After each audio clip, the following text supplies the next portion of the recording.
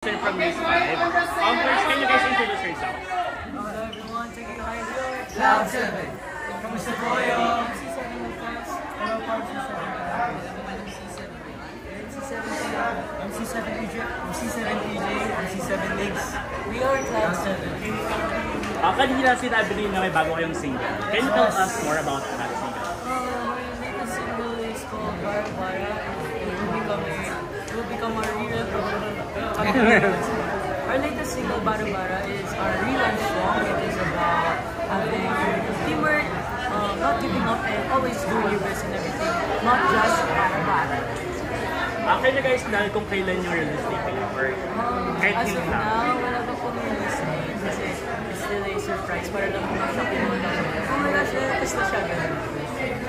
In the future, guys, sino yung P-pop group dito sa Philippines na gusto nung makapunta? Of course, SB19 group, syempre yung mga nagtanong ko, sila po yung nag-look up po namin na someday gusto po namin makasama yung mga kanila. Guys, ito na ba ang biggest concert niyo ever? As of now, yes, but this is our biggest concert as of now. Grabe na. One day. Nagulat ba kayo sa support ng Rainbow? Sobrang lakas. Akala nga po namin is no one, hindi naman po no one, pero konti lang po nadating, pero grabe po kasi po namin, oh my gosh, napunog po namin yung music kasi Guys, sa name na yun na Cloud7. Sino nakaisip ng Cloud7? actually, yun ang naisip ng Cloud7 is yung manager po namin si Sir Ricky. Naisip po niya po kasi Cloud7 is like a feeling that you are in Cloud9 is when you're in Cloud9, you're happy, you're youthful, you're light-headed, so yun po yung gusto ko yung parating ng Cloud7. So yung fandom ninyo, name is Rainbow. Kayo rin kayo nakaisip ng or yung Management rin po namin na ayos ko rin. Because like, Cloud, what happens, what comes after the clouds is the rainbows po. And each rainbow symbolizes our colors po. Like, I'm green, Carlos blue, Egyptian. Pwede isa-isa kayo sabihin nyo kung ano yung favorite song ninyo na kanta ninyo. Tayo na. Louder. Silipin ng Tayo na. Louder. Tayo na. Tayo na. Bakit nyo ginagawa na may mga solo spots, tapos may nagtatatluan, may dalawan, ba't ganon? Siyempre gusto po namin na a little bit different para makakita po yung fans na iba't ibang side para mabigyan po kami each member ng kanya-kanya pong highlight.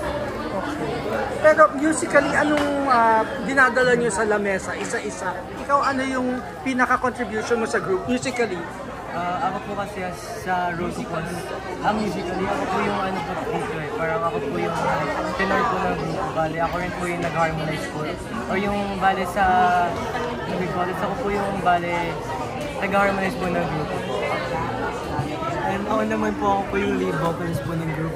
So basically, ako po yung second na nag-handle ng mga vocal techniques like yung quality, yung best ng voice ko.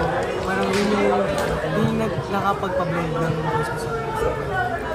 Ako naman po yung Ang vocals. boyfriend ng bayan daw. Ano po, ako kasi si Seven, yung vocals dito. And ako po yung nag-blend sa group.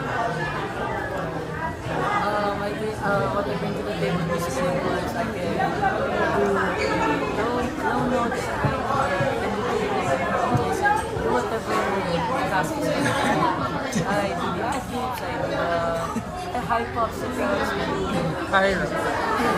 So I do po yung mga low tones for bass for relax. usually po I do all. Since I'm the main vocalist of the group, I usually do high notes, ad-libs, and high notes. Yes po, ako naman favorite natin. I'm the main rapper po. Salamat. Guys, I have one favor. Pwede na bang sabihin, hello kapatid, we are the Cloud7.